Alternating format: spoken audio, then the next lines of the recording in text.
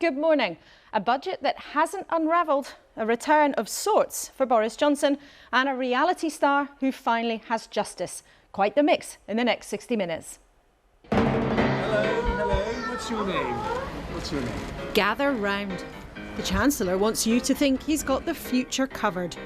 He's after top marks for more childcare and encouraging people back to work. The only place success comes before work is the dictionary. The Prime Minister boasting of other good news. I hope you've heard the good news, I hope. A possible pay deal with some NHS staff who've been out on strike. No pay, no stay! But hang on.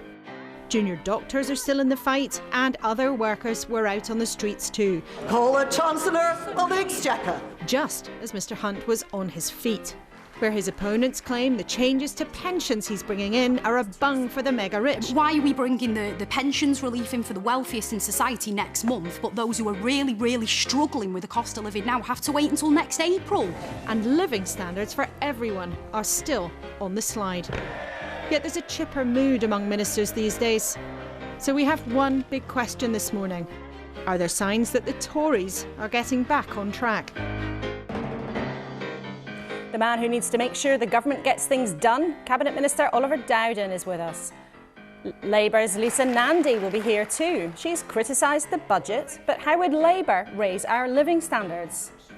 It's been a terrible week for the SNP. We'll hear from one of the contenders to replace Nicola Sturgeon in the top job, Kate Forbes. And Georgia Harrison, the presenter, now campaigner, is here. Her bravery put her ex-partner behind bars after he posted explicit images of her online. We'll hear how she wants to stop other women going through that same kind of nightmare. And to help me out here at the desk this morning, the founder of Mumsnet, Justine Roberts, Ollie Dugmore, the editor of the social media news site Politics Joe, and the tech entrepreneur Brent Hoberman.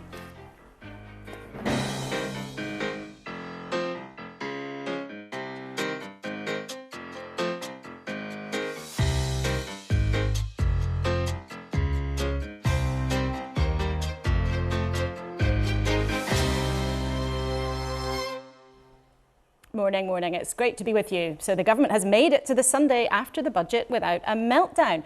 Has it even made the front pages this morning? Let's take a look. Well, it hasn't made these three, the Mail, the Express and the Sunday Telegraph, all splash on the Home Secretary's visit to Rwanda and her plans for migrants. Then look at some other newspapers, different stories on there too. The Scottish Sunday Mail talking about sex, lies and spin, it says in the SNP after their terrible few days. The Observer says that Boris Johnson is trying to make a last-ditch bid to discredit the probe into Partygate. We'll talk about that a bit later on. And the Sunday Mirror says that Britain should be proud of Gary Lineker, of course, what we were talking about here last week. So let's talk to our panel, and welcome to you all. Justine, the sort of centrepiece, the big promise for our voters in the budget was childcare. But is what the government have put forward credible? It's not going to come in for quite a long time. No, it's not. But I mean, first off, let's just celebrate the fact that finally a political party has put a major investment into childcare, and something that Mumsnet, we've been banging on about this for about 20 years. So let's at least celebrate that big tick. They've recognised that childcare has to start from 9 months, not from 3 years, which is a big tip for women who are often sort of tempted to leave the workplace, can't get back in. But there is a serious question about funding. The sector is already underfunded. They tend to providers subsidise they get lower funding for 3 to 4 year olds than they should from the government. They subsidise it by charging more for 1s and 2s. They're not going to be able to do that anymore. Childminders are leaving the profession in droves. There's a shortage of workers. So this is going to be the real challenge. So logistically difficult to do, but you like the idea of the promise. That was for one demographic, for parents around the country. Ollie, what about your demographic? I mean, you provide news on social media, primarily targeted at young men. What was the response to the budget among your audience? I would say that it was obvious by what wasn't included. Housing, huge problem for my generation. The prospect of you face an economic and political choice when you're growing up. Either you can stay in the town you grew up in and not necessarily get the job that you wanted to or pursue the profession that you want, or you move to an urban centre, Manchester, Birmingham, London, to pursue a career. However, your prospect of owning a home is very, very low in those kind of places. And what's the political consequence for the Conservatives of that, do you think? Well, potentially not that much. I mean, we live in a country with ageing demographics, so you see things like lifting the £1 million cap on the lifetime allowance for pensioners. There's pension reform, pension policy is a huge area of political gain. People don't really care about the younger generation because you can't win an election just by catering to them. OK, surely you're not a sceptic or a cynic here in the studio talking about politics. And Brent, you've run big businesses. People will know you from setting up lastminute.com. Now you're really involved in lots of different technology businesses. Aside from the budget, in that world, there was something that seemed very concerning this week, the collapse of SVB Bank, a bank in America and here in the UK that provides funding to startups. Should we be worried about what's going on in that sector? The SVB was critically important to the tech sector. They actually happen to be small investors of ours as well, so we know them well. They were banking 1 in 2 of the best startups in this country, so they were systemically important to the tech sector, not to the entire system, as the Prime Minister said. But there was a sense of absolute panic. When you can't get your deposits out of a bank, people do fear, or there was a worry that that might not happen. I felt always that was not going to happen, that they were going to get their deposits out. They did get their deposits out. The bank is now very safe, backed by HSBC. It's a really good solution. There is a lot of calmness now after that weekend. And I think we can go back to optimism. HSBC, with its $3 trillion balance sheet, has said it will pump more money into this. This could actually be a really good silver lining for the tech community. OK, perhaps a near miss that we should all be not that concerned about. Thank you, all three of you, for now, but hard work ahead for you, so stay with us. But the budget has not fallen apart, and the Prime Minister very much wants to be seen as ticking his promises off the list. And there is a sense in the Conservative Party, at least, that maybe they are getting back on track. And they've even made a sort of peace with some of the unions. There's hope moving forward that we are in a different place with government, and we will no longer find ourselves in a position that we have to take to picket lines to have a government to hear our voice. Some strikes are still in the offing, and you might wonder what took the government so long to sort them out. Oliver Dowden, the Chancellor of the Duchy of Lancaster, Rishi Sunak's right-hand man, is with us here, and there's lots to get through with you this morning. And the government's made big decisions this week about the budget and about the unions, and we'll look at both. When it comes to the strikes, why did you and your colleagues spend months on this programme, saying it was impossible to find more money, saying it was impossible to talk about this year's pay, and saying it was impossible to ignore the pay review body? And then, lo and behold, months later, after disruption for the public, there's suddenly a solution.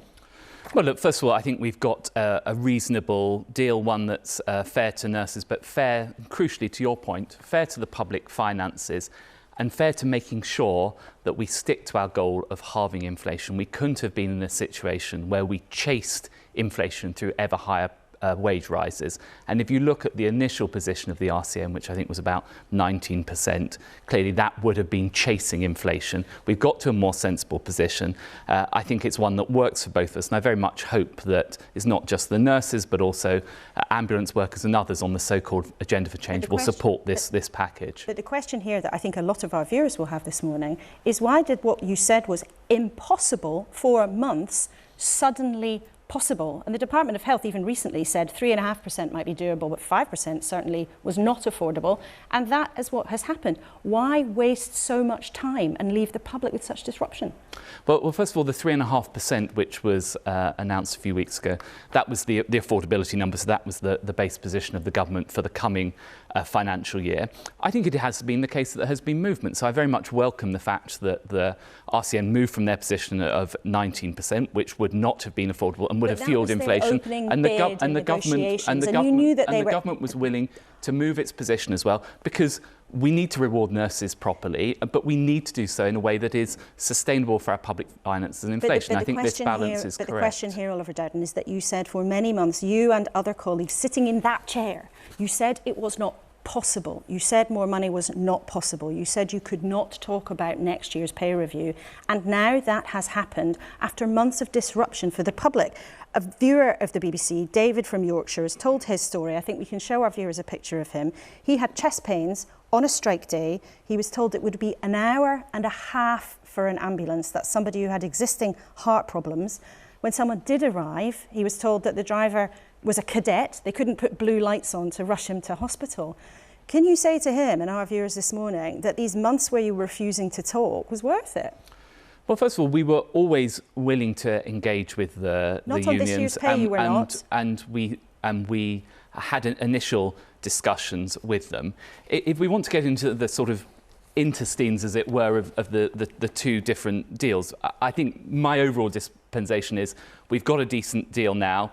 Let's move forward. But in terms of the actual specifics of it, first of all, the RCN moved their position. Secondly, the additional amounts that we've agreed for this year are so-called non-consolidated. So that means that they don't really add enormously to inflation because they don't carry forward, and they don't add so much to the pressure on public finances. Then in addition to that, we've looked forward to the coming year, which we always said we were willing to do so. And the number we've got for the coming year is broadly aligned with where we expect wider private sector pay to go. So it's a decent deal, and I would urge people to support it. And it helps us to keep two of our key objectives. First of all, cutting the waiting list, and halving inflation. And you say there it is a decent deal. Should that therefore be the kind of deal that the public should see offered to teachers, civil servants, professions where there may still be strikes or there's still talks ongoing? Should we expect that? Well, as you've highlighted, we've got talks ongoing with the teachers. I hope we can get to a decent position. It is just worth noting that in respect of the deal that has been reached for the nurses, there's 4% of that which is an additional payment for the current year to reflect the huge pressure they've been under and the need to cut the waiting list, which is one of our key targets. OK, so there are still decisions to be taken, but it sounds like you hope that might happen. It's also been the budget this week, so another moment of big decisions.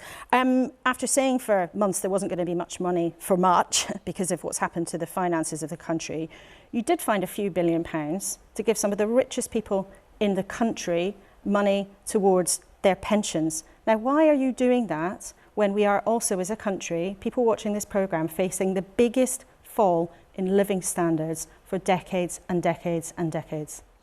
Well, we had a very specific problem, and we still have it, which is when people in senior roles in the public sector, particularly people like consultants, but it's also senior police officers and others, they get caught in this trap whereby if they carry on working and earning more, they breach their pensions cap. Now, we're under a lot of pressure and lobbying to do something about this from the Labour Party, from the BMA and others. We've taken this action, and the consequence of it is we'll have more senior public sector workers working in the public sector, helping deliver on our core priorities, whether that's cutting the waiting list because we'll have more consultants, whether that's getting crime under control. And I was very heartened by the fact, for example, that the BMA welcomed this and said it was transformative. So it's the right policy to address this particular problem. But if you say it's the right policy, it's also a pretty nice idea for a lot of people who already have a lot of money. There are 45,000 consultants in the NHS. There are 1 million people who have around about £1 million in their pension pot. This is a policy that is going to give some of the wealthiest people in the country more money when many people are struggling to put food on the table. How can you justify that? Well, it's not just consultants, and by the way, this is a huge problem, making sure that we get decent consultants. I'm not saying it's not, but this is for 1 million people, some of the wealthiest people in the Laura, country. It's also senior leadership in schools, it's also senior leadership in our police forces, and also I think it's a basic decent principle that if people work hard, they should be able to save money and invest for their retirement. So I think there's a basic principle there. But the reason why we brought this forward now is because of the particular pressure for senior public service workers who we need to make sure that we deliver some of the government's core priorities. How many of those million people who've got £1 million or more in their pension are public sector workers?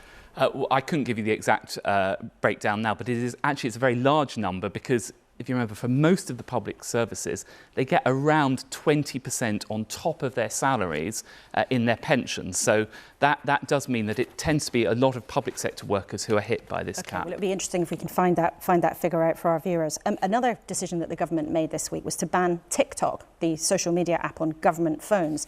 Now, I'm not sure that your colleague, Grant Shapps in the Cabinet, was very impressed about this. I think we can show our viewers his response to the ban on TikTok. He got busy on his own personal phone and posted all his videos there and posted a joking video of Leonardo DiCaprio saying, "I'm not leaving." Now, TikTok, the company, they reckon that the government's only doing this because you've got a political beef with China.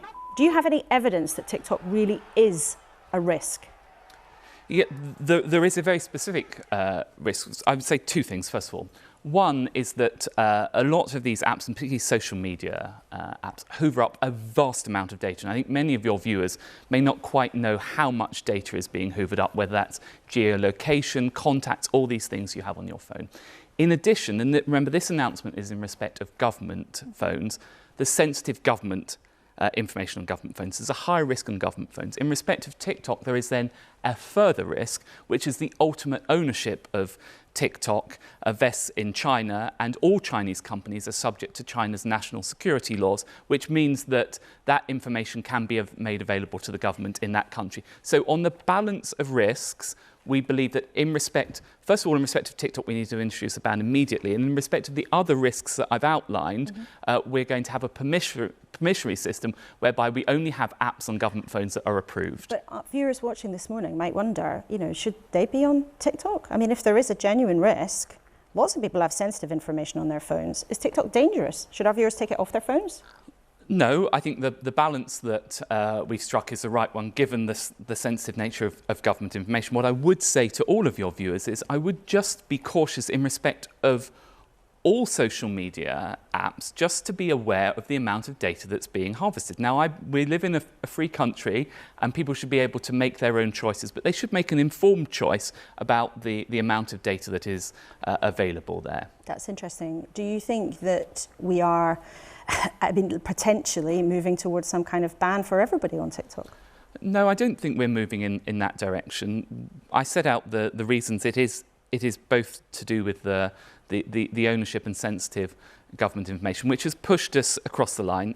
I have to say it's on a precautionary basis, but I would just say that generally, in respect to the amount of information that is available, people need to take appropriate precautions across the board. Okay, now people are also going to see something new pop up on their phones shortly, and I should warn people that they're about to hear something loud, I think. There we are, the government's emergency alert that is going to be coming to all our phones in a couple of weeks' time. What is the point of this? You're going to be running a national trial, we're all going to see it pop up. What's the reason? Well, this is a sound that can save your life, and this is what we've seen in many other countries, so for example the United States, Netherlands, elsewhere. And the reason why you do this is that if there is a risk to your life, a really very serious situation, this is another tool in the toolkit of the government getting that information across to you. Now, everyone will hear it it's actually a month's time. There'll be a 10-second test just to make sure it can roll out to everyone. We've carried out regional tests. This will be a national one. After that, I would very much hope most people will never hear this again, or they might not hear it for a month or two. The sort of situation that they would find themselves hearing from it is, for example, if you had a major flood where your house was at risk of being inundated and your life was at risk, that alert would be sent. It's sent in a very targeted way, so it would only be in appropriate wards. It's at that level to get that information across to you, and it sits alongside other government communications. So people shouldn't fret, it's part of a plan and it's there only in dire emergencies should we need it in future. I just want to ask you about a couple of other issues. You talk there about people never wanting to hear that alert. I think some of your colleagues might never want to hear again from Boris Johnson, the former Prime Minister, but he will be popping up this week. He'll be facing questions from MPs about exactly what happened under his roof during lockdown. Now, he's already had a police fine, but his allies have been very busy claiming that somehow the processes he's going through is unfair. Do you think that's a valid concern, or is this actually a bit of a shameless attempt to try to make him look like some kind of victim? Well, this is really a matter for the House of Commons for Parliament, and it's the usual precedent that ministers don't comment on these things. Yeah, but has he got a valid concern there, or actually is it just some kind of shameless attempt to get off? Well, Laura, what I would say is I've known Boris Johnson reasonably well over the years. I'm quite sure that he will put forward a robust defence of his conduct. It will then be for the committee to make that determination, and if necessary, the House of Commons to make that determination. I think that's the proper process to go through. Well, we'll see what happens here. And lastly, I must ask you, you were the Culture Secretary when the government, you and Boris Johnson, appointed Richard Sharp as the chair of the BBC. Now, there are more claims this morning about him not following rules and process in a way that he ought to. And many people and the opposition parties claim that that damages the reputation for the BBC. Do you have confidence in him, or is it time for the men in grey suits to say, thank you very much for your service, but time to step aside? I oversaw the process of the appointment of Richard Sharp. First of all, I should say that that was a proper process, and I have every confidence in that. I know it's been looked into, but I'm confident we chose. Confidence in him well, now? I was going to say, Laura, I'm confident that we chose the right person to do the job of chairman of the BBC, and I continue to have confidence in him. Yes. Okay, Oliver Dowden, thank you very much indeed for coming in and taking questions on such a wide range of subjects. It's always good to have you here in the studio. Now we're going to talk about something a bit different. You probably recognise Georgia Harrison. She was a Love Island star whose life was turned upside down when her ex, Stephen Bear, posted explicit footage of her online without her consent. He is now in jail, and she has waived her anonymity to tell the story in a documentary for ITV tomorrow. I'm making this statement to tell the court the impact this horrific crime has had on me. When Stephen Bear filmed me without telling me, it not only stole that choice from me, but it also seriously affected the way I trust people, especially in intimate situations. When I first saw the screenshot of the footage and realised it had been sold online by him, I felt physically sick. Georgia, you've turned something terrible into something really meaningful, but why did you make the decision to go to court? It's such a difficult decision for a lot of people. I just felt it was the only option. I'd been pushed so far, and before I actually saw that the video had gone viral on the internet, I'd had multiple men telling me that they'd had it shown to them. So I think when I saw it was on OnlyFans, it was just the final straw for me. And yeah, I didn't think so much. I just took the action. So it was your instinct? It was my instinct. But that must have been terrible when that happened. I mean, people were saying to you, I've seen you here in that kind of way online. Yeah, it was awful. And, you know, the footage itself that did go online was about 6 minutes long, but the actual video that he taped was 20 minutes. So I was also very aware that other people were viewing the whole thing, which was a lot harder for me to cope with. And I was living in fear that he was going to sell more. So I was hoping the police could put a stop to it. And luckily, the rest of the footage never did emerge. So you say it was your instinct to take it on, to go and pursue justice. But you've also said that the experience of doing that, then going to court, giving your evidence, having all the public scrutiny, you've said also that changed you. How has it made you a different person? I just think, in a way, it just took away an innocent sort of spark that I always had. I was a very trusting individual, and I was always someone that just saw the best in everything. And when that happened to me, it just really lowered my self-worth, and it really lowered the way that I value myself, especially in relationships. What about the process of then going to court, and now you have justice and he is behind bars? It was tough, and it was really scary. I think it was scarier than I thought it would be, but when I actually got in the courtroom, it was almost empowering. I'd been silenced for so long, and not only did I have my opportunity to speak to a judge and really tell the truth, I got to do that with him in the room and also his family in the room, and it was nice to validate the truth. So you took that power back that had been taken from you? I took that power back, and you will see all of that in the documentary tomorrow at 10 p.m. A lot of our viewers, I think especially parents, might think, hearing your story this morning or watching the documentary tomorrow night, might just think, hang on, you know, what is going on here? We have a situation where a young man has filmed a young woman, has shared images, explicit images online, that has then sort of taken over your life in a way. And I know that since you've spoken out, many women have been in contact with you. What kinds of things have you been told? Well, this is the thing. My case in general has like really shocked the British public, but it is such a common thing, but it's not so common.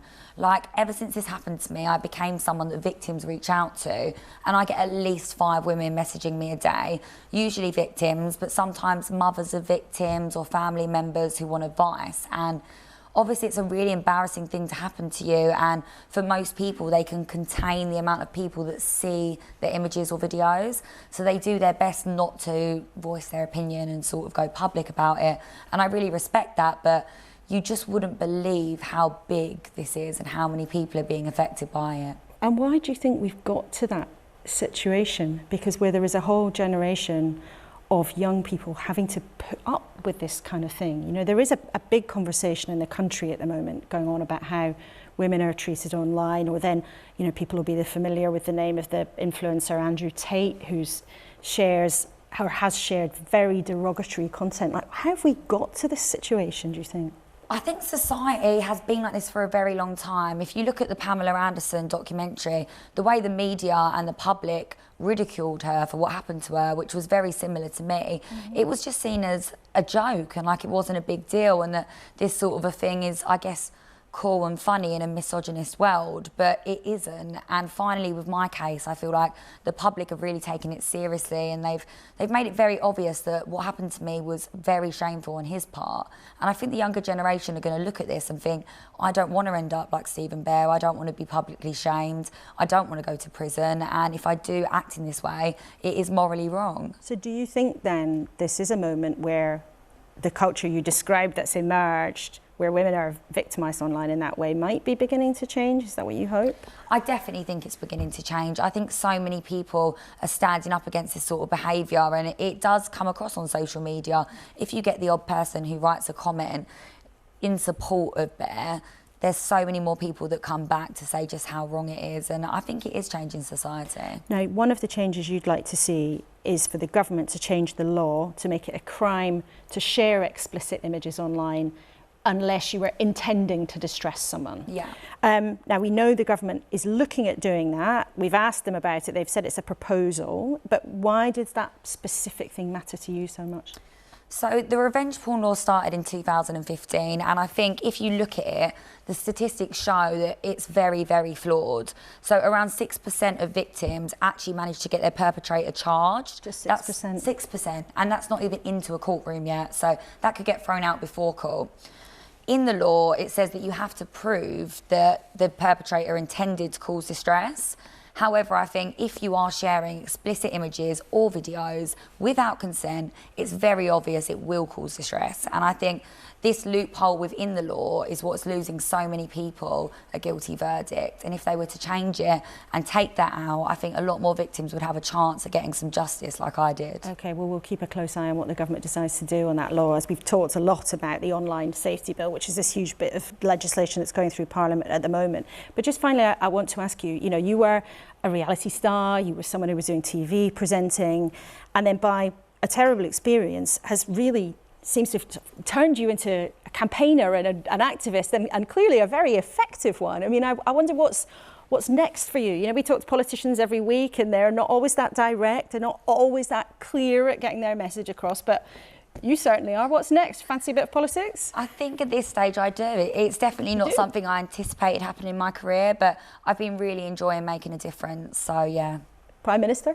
I mean, we won't push it. OK, well, Georgia Harrison, thank you so much for coming in. Thank it's been you. great to hear your story. And if you want to hear more about Georgia, you can watch her documentary on ITV2 tomorrow night at 10. As always, we love to hear from you about your experiences. Is that something that has affected you, or are you concerned about it as a parent or a grandparent, or just try to understand what's going on in the wild west of online? You can email us, kuenssberg@bbc.co.uk, or if you're social media inclined, of course, you can use the hashtag. Well, we've got a great panel with us today, all of whom in one way or another understand what's going on in tech.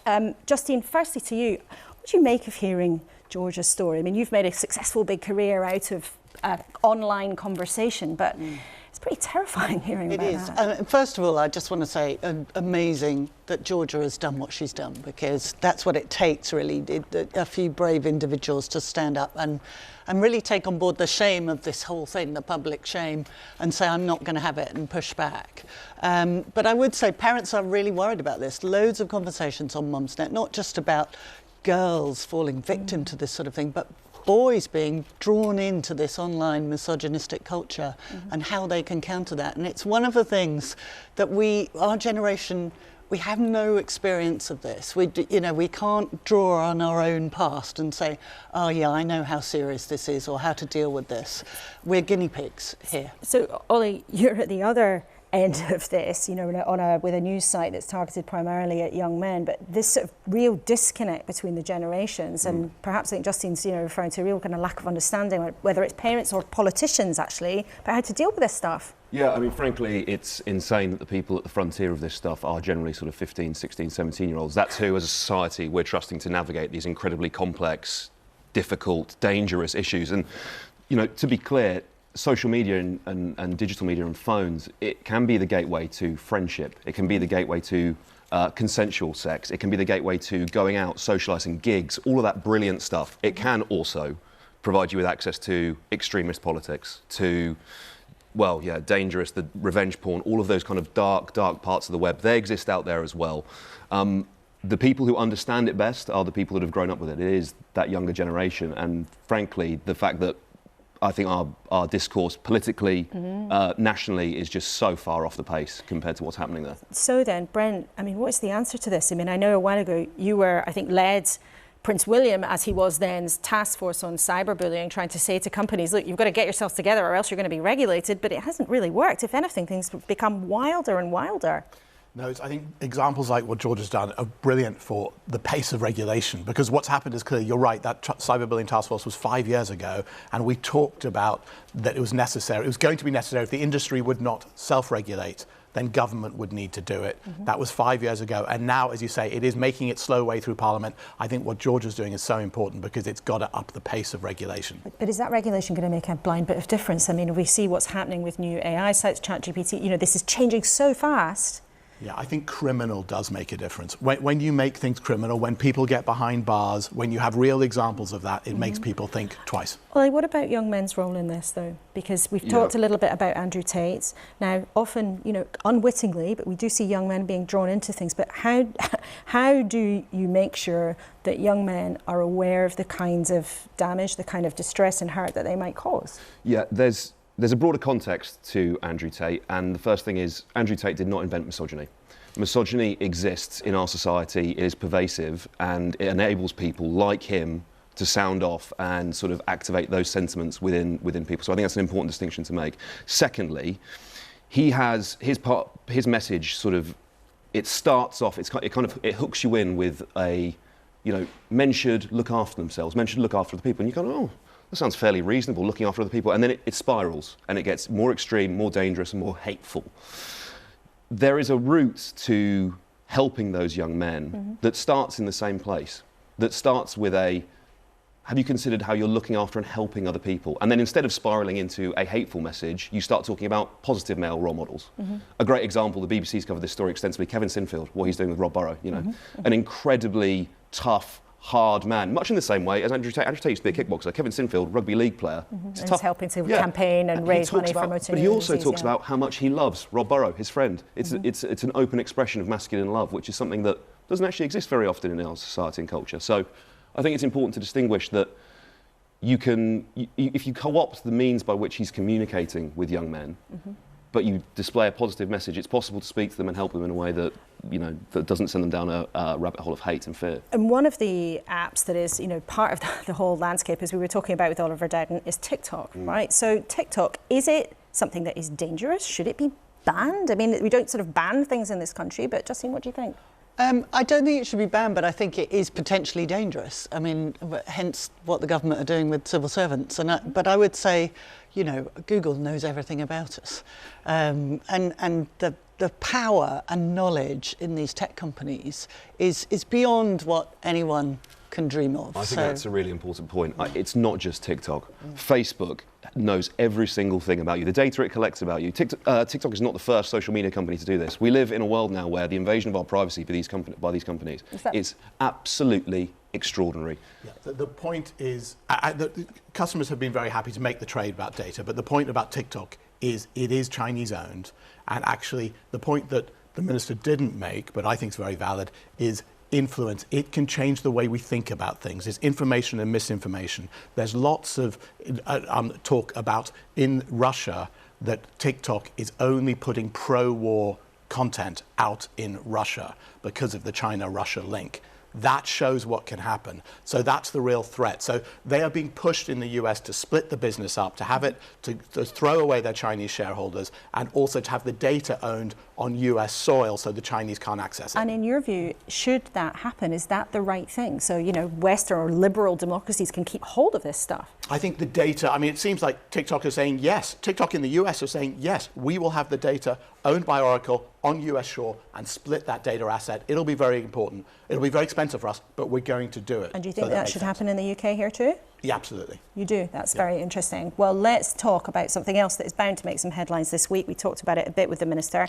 A return of sorts for Boris Johnson, who will be up in front of MPs this week. Ollie, what do you think that is going to actually mean for the Conservative Party? I mean, is it just about, you know, this sort of court jester coming back and getting told off, or is it something more serious than that? I don't think it's more serious than that. I mean, it's going to be great political theatre. I'm sure there'll be one. Popcorn ready? Yeah, I will be watching for the whole 4 hours, and there'll be plenty of clips of it on Politics Joe as well for people to digest. But I should say, let's not kid ourselves about why Boris Johnson had to resign. Boris Johnson had to resign because he appointed Chris Pincher into government, prompting basically his entire government to resign. His entire government. It's not some kind of stitch-up conspiracy with Sue Gray and Keir Starmer talking about Partygate. His government collapsed. And this myth that he's kind of been, you know, knifed by the establishment, or that there's machinations in Whitehall to dispose, it's nonsense, right? Do Mumsnetters buy it?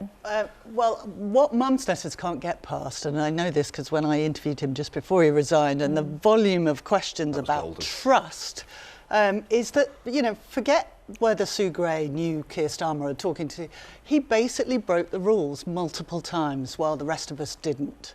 And that is unforgivable. And that still sticks and actually with what really annoys me is you watch Oliver Dowden, whenever anyone talks about him, they start smiling as if it's some great big joke, and that is the thing. He didn't really back him though, did he, interestingly? Well, he was very careful in his words. I mean, Brent, I know you backed Rishi Sunak in the summer, and I think you used to have some links with adults, which is great. And I think somebody who, as a parent, you can be proud of that is Prime Minister of the country. And I think that's it. I do a lot of talking at schools. And yesterday somebody was asking me, how do we not, or what do I need to do and whatever. And you don't want role models who get away with bluffing like that all the time running the country. OK, well, we'll see what happens on Wednesday. It is bound to be a good bit of political theatre. And maybe, depending what happens, we'll be talking about it here in the studio next Sunday too. Now, responding to a budget with all their bells and whistles is never easy for opposition parties. So let's hear what Labour has to say about it with Lisa Nandy, who's the Shadow Levelling Up Secretary, and she joins us from Salford. Lisa, good morning. Good morning. Now Labour is opposing abolishing the tax-free limit for pension savings during a lifetime, but happy for doctors to have special treatment. Are police officers, senior teachers, firemen, well-paid air traffic controllers, are they not worthy of the same kind of treatment? Well, look, there's a particular problem with doctors, which has been well recognised for some time. We've recognised it. The Chancellor recognised it when he was the chair of the Cross-Party Health Select Committee, and there is a cross-party consensus that you need to do something about that, because if you don't do something about that, then the whole NHS suffered. The story from this government over the course of the last week has shifted from this being a problem about doctors to now this being a wider problem that they can't even quantify. I just listened to Oliver Dowden on your programme being asked how many public sector workers he thinks are in this situation, and he didn't have a clue how to begin answering it. We accept that there is a problem with doctors, but there are fairer and better ways to deal with that problem than simply handing over £1 billion of taxpayers' money to fund a tax cut for the wealthiest 1%, 84% of whom aren't doctors. This isn't just a sledgehammer to crack a nut. It's the most expensive sledgehammer you could have imagined. And imagine how that feels to a paramedic or a station cleaner waking up on Wednesday morning to find out that that, of all things, is the government's priority at a time when they desperately need money back in their pockets. Except, Lisa, there are plenty of other professions where there are also significant shortages. And are you comfortable with the tax system sort of becoming about what's a worthy career or not? I mean, do we really want our tax system to be some sort of moral arbiter that if you do a particular kind of job, you get to keep more of your own cash? We think that the government would be far better off looking at the problems that are created by the benefit system, which don't provide a glide path back to work for people who would like to work but are currently classed as too ill to work. But that's not my question here, that you're saying that basically doctors should be entitled to getting this tax treatment that is favourable comparing to other professions. Are you comfortable with the tax system basically becoming a moral judge, saying if you're worthy because of your job, you get to keep more of your own cash? That's quite a precedent, isn't it? We're not arguing that this is a moral judgment about who's worthy and who's not. This is a pragmatic response to what is a very real problem at the moment. But as you rightly say, Laura, it's only a sticking plaster response. It's one of the reasons why we vote against this measure. But how would you decide which professions then would be entitled to this kind of tax break? So if you are watching this and you're a head teacher and you think, I quite fancy that, would I get to keep more of my money when I'm if Labour wins the next election, or if you're a chief constable of a police force? How do you make those decisions? Well, most teachers, most police officers, most people in this country are never going to put more than £1 million into their pension pot in the first place. So this isn't a question of opening this up to lots and lots of people. The vast majority of people in this country couldn't even dream of saving this amount of money, and we say it's the wrong priority at the wrong time. But the point that I'm trying to make to you is that there are far better ways of dealing with labour shortages which are holding this country back at the moment than just simply focusing on the tax system. The government should have brought forward a proper plan to devolve employment, training and support to local areas so that we can have a far more flexible system that provides that glide path back into work. And just to give you an example of how much this matters, there are twice as many people affected by that in the northeast of England as there are in the southeast of England. This isn't just holding the country back, it's putting a nonsense to the very idea of levelling up that this government is still talking about. And I'm going to ask you about your plans for more control for local councils in just a second, but there's another important question about the budget. The government also says it's going to freeze the thresholds, the level at which people start paying tax. Now, effectively, that means lots more people either get dragged into a higher tax rate or to pay income tax at all. Would Labour change that policy if you win the next election, or would you keep that freeze? Well, look, fiscal drag is a real problem. We recognise it, you've recognised it, a lot of people have recognised it, and we want to see working people pay less tax. So would you get rid of it? Would you change it if you win the election? But we've seen what happens when governments make unfunded commitments. We saw what happened with Liz Truss and Kwasi Kwarteng. They crashed the economy and they left working people pay the price. That's why we say that the answer to this problem is to get the economy growing again. That's why our top mission for government, and people will see this in the first 5 years of a Labour government, is that we're going to go for the highest sustained growth in the G7, but people also want to in every part of Britain.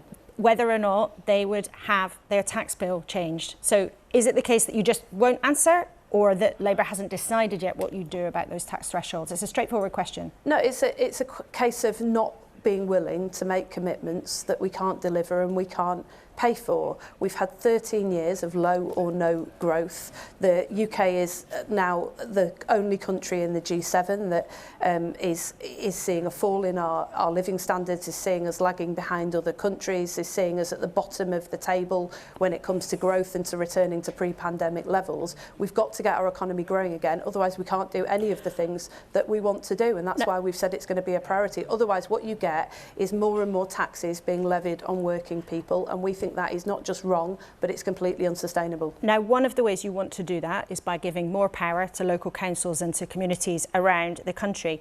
If people in perhaps your town, Wigan, didn't want a solar farm or a new housing estate on the outskirts of the town, would they have the power under a Labour government to say no? I was literally in Lee, next door to Wigan, on Friday, where people were asking me why it's so difficult to build clean energy projects in our own communities. The truth is, people around this country, they need homes in their communities, they need jobs and investment back into their communities, but at the moment the planning and the investment systems that we have prevent that from happening. People will accept more housing, they'll accept clean energy schemes. What they won't accept is multi-million-pound houses being built in communities where average household incomes are around £20,000 a year. That's why we say that you've got to devolve power to local communities to put people back in charge of their own destiny. Because my experience is that in the last 13 years, if people had been in charge, they would have made much better. But would they have the power to say no to things? So part of Labour's plans are very ambitious, you say, to have more green jobs, more power generation, more housing, more of many things that you believe people want and need. But if communities do not want things, would you give them the power to say no? Well, Well, look, they've already got the power to say no under the current planning rules that we have. What they haven't got is the power to say yes. Since 2015, when the government introduced new rules on onshore wind, we've effectively had a ban on onshore wind, even when communities are clamouring for it. It's easier to build sewers or car parks or roads than it is to build clean energy projects. That's just a nonsense. If you really are serious about empowering communities, you have to give them the power to say yes as well as to say no. And we think this country could do far, far better if, instead of devolution deals for just 9% of us that the government announced this week, if we actually included the other 90%, allowed them to be unshackled from 13 years of Tory failure and start to get investment back into our communities again. OK, I think you probably heard us speaking to Georgia Harrison this morning, the reality TV star turned campaigner. We've been talking about how the internet, you know, for a generation away is a bit like the Wild West. How would Labour specifically help that generation deal with what's going on?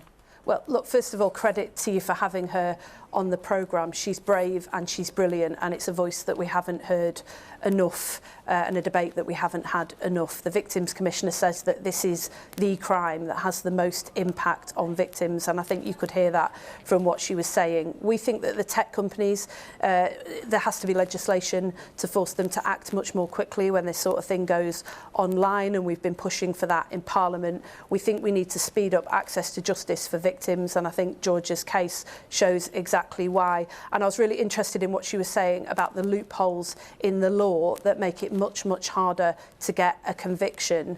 We need to send a very strong message, not just to young women that we support them, but to the next generation that this sort of behaviour is not going to be tolerated. I think she's way ahead of politicians on this, actually, and we're determined as the Labour Party that we'll support her in making sure that the political system catches up. Lisa, Nandy, thank you so much for joining us this morning. And as we were discussing, we'll certainly keep a close eye on what happens on that huge piece of law going through Parliament about to try and help the risk to people online. Now, it's only a month since Nicola Sturgeon quit as Scotland's First Minister, but a lot has changed for her party. In recent days, the SNP winning machine has looked a bit more like a rabble. There have been scraps between the contenders trying to replace her, and yesterday the party's chief executive, who just happens to be Miss Sturgeon's husband, quit after the party failed to come clean over a simple question of how many members it has. In the last couple of weeks, we've spoken to Ash Regan and Hamza Yousaf, who are both after the job. But yesterday, it was Kate Forbes' turn. Now, she's faced tricky questions of her own due to her conservative Christian beliefs. But we spoke to her yesterday, just an hour or so after the party chief executive's dramatic exit. I think at the heart of this is about the fact that the decisions within the SNP have been taken by too few people. And I think that's well recognised across the political domain. And SNP members want to know that our institution is democratic, that they can influence it, that they can shape policy. I think there's been a feeling that they are disempowered from that process. With the departure of the chief executive, though, are you now confident that this contest is being run fairly, or would you still like there to be an independent auditor looking at how it's being run? So I have full confidence and trust in the process. The point I made around an independent auditor was to try and give as much trust and confidence to those that were voting. It's fairly standard common practice when it comes to election contests for there to be that third-party independent auditing. And I would hope that we can get to the end of this contest knowing that the decisions that SNP members are taking when they vote is the decision that they truly want when it comes to leadership of the party. You've been pitching yourself as the change candidate, as you've explained, but how can you be a change candidate when you've held one of the most senior jobs in the Scottish Government for some time? I mean, you were Scotland's chancellor with the powers that the Finance Secretary in Scotland has. How can you be the change candidate when you've been part of the government? In a contest, we have the opportunity to talk about what's been going well in the party. And let's make no mistake, the SNP has been winning elections because of many of the things that it has done well, and I'm proud of that track record. But we are in the teeth of a cost of living crisis. Our NHS needs reform. Businesses have weathered storm after storm with Brexit, COVID, cost of living.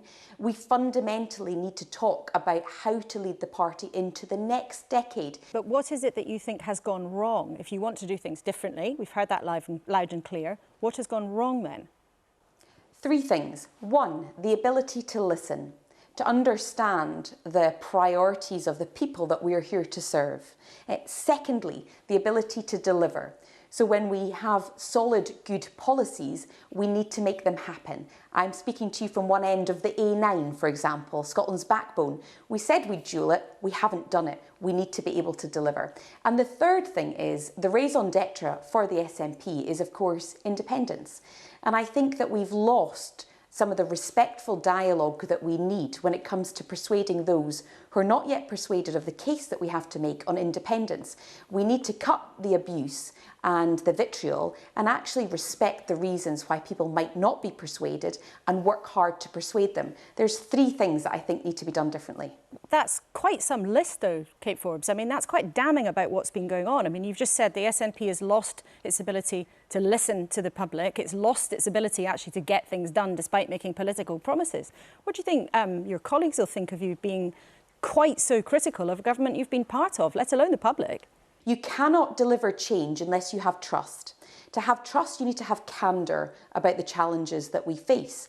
And right now, we are at a crossroads. There's no question about that. We have come through 16 years of successful government.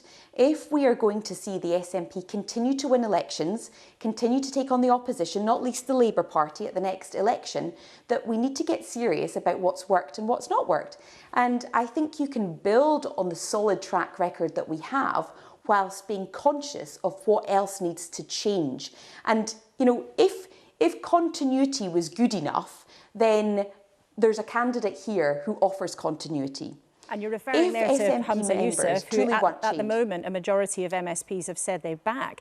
I mean, on a practical point, if you cannot persuade most of your MSP colleagues at Holyrood to back you, how do you think you could put a government together, let alone convince the public you're the right person to take this on? Well, first of all, when it comes to the public, poll after poll shows that I am more trusted on every policy area than either of my fellow candidates. But every SNP member has 1 vote. That includes elected representatives. And it's incumbent on all of us to respect the outcome of the election that's determined by SNP members. I have absolute confidence in being able to pull together a government of some of the most talented people in the SNP. Of that, I have no doubt. As Economic Secretary, it was your responsibility to get the Scottish economy going.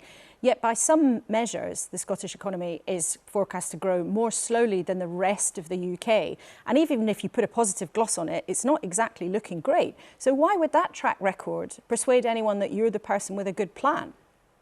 Well, because I've outlined that plan, and the plan is to focus on investing in infrastructure, to look at the regulatory burden on businesses, and to ensure that we have a competitive regime when it comes to taxation. And for people who want to prosper, what can you say to them about their tax bills in Scotland? So you have the power to increase income tax, and as things stand, it is higher in Scotland than in the rest of the UK.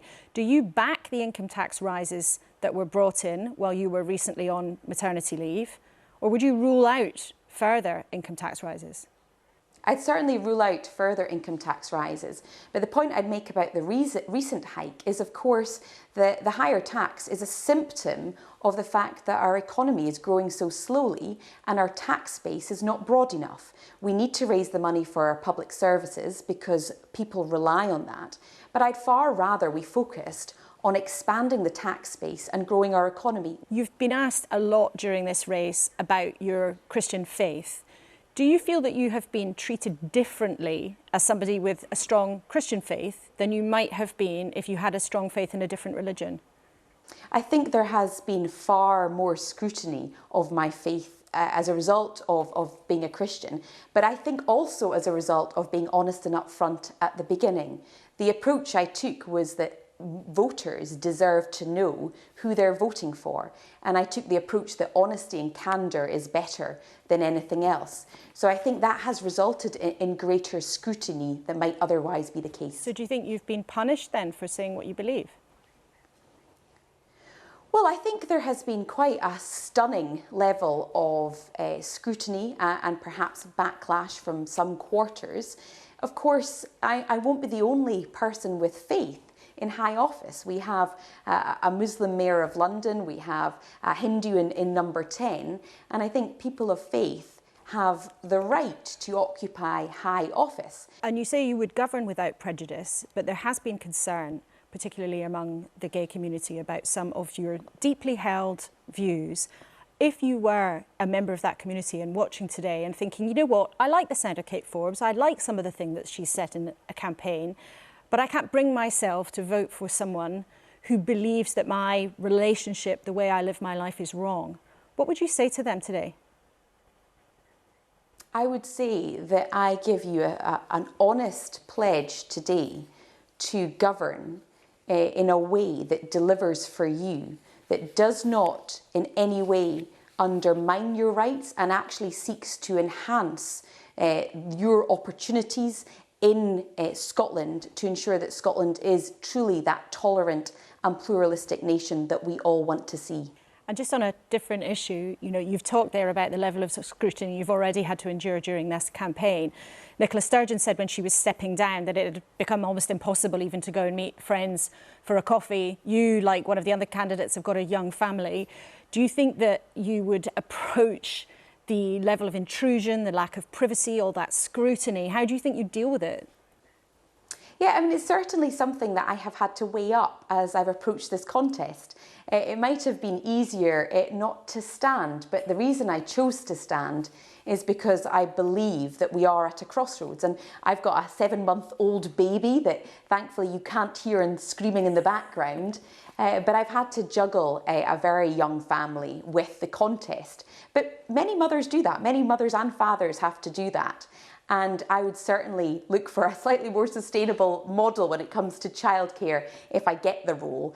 But what better when it comes to delivering, say, for mothers and parents in Scotland than to have a young mother in the role of being First Minister? And I certainly think that role should be open to anyone, irrespective of their personal circumstances. OK, Kate Forbes, well, we're grateful for your time. There's only a few days left to go in the campaign, so thank you very much for speaking to us this week. Thank you very much.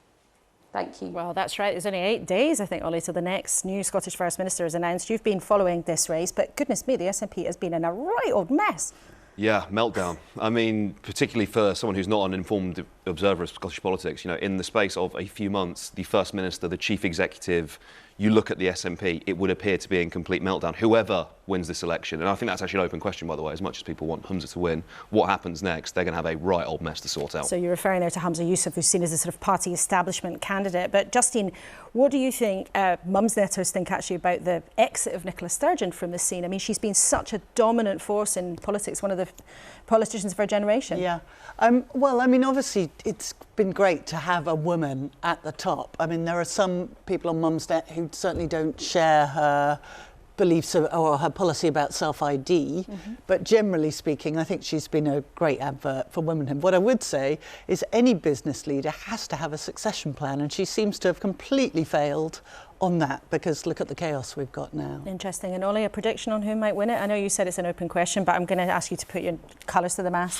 Humza's edging it, I think. Okay. I think. But political prediction is a mug's game. Well, it is. Well, let's ask a different question. We started the programme asking whether or not the Tories actually seem to be getting on track. Brent, I know you follow Conservative politics, but you also run big businesses. Do you think they are starting to get themselves together after months of chaos? Yeah, look, I think the reaction to the budget was actually pretty good. And actually, I think today what was highlighted was this pension stuff, which actually has become more popular, and Labour are going to have to backtrack. In the polling on it, it's actually popular across the country. This is an aspirational country. And the Conservatives are positioning themselves as a party of growth and aspiration, and I'm hoping that Labour can be more on aspiration. Are they backtracking on it at all? I think Wes Streeting backed it a couple of months ago, didn't he? Well, Wes Streeting, the Shadow Health Secretary, said it would be OK for doctors, but not for everybody else. But it's an interesting question, and that may be the top line, as we might say, of the budget debate in the next few days. But Jo, finally to you, Wally, what do you think about Tories getting back on track? Do your people who come to your site, the under-30s, think that? No. They don't. It's a really interesting question, what's going to happen with younger voters, right? Galvanised in 2019 by Corbyn, progressive politics, there's now a convergence. I think we're returning to consensus politics. You look at the gaps between Keir Starmer, Rishi Sunak, a lot of that policy in the budget, that's lifted from Labour. It's half-baked in terms of childcare. They've got a more substantial offer the Conservatives have. But the parties are aligning closely together now, and I don't know whether young people are going to be particularly galvanised by that as they were in the past. Well, very live conversation to have in this studio in the weeks and months ahead, but we're out of time for today. Thank you all three of you for coming in. It's been great to have you, and of course, great to have you with us this morning as well after a busy political week. When after all the Prime Minister's frantic activity, there is a calmer mood around the place. But Rishi Sunak's allies can't take that for granted, not just because Boris Johnson is in front of MPs this week taking questions on what really happened under his roof during lockdown, but also there's a vote this week on the deal that the government brokered with the EU on Northern Ireland. And if either of those go badly, well, we'll have plenty to talk about in the studio next week. Remember, you can always get in touch or catch up on the iPlayer. I look forward to seeing you here back next week. Goodbye for now.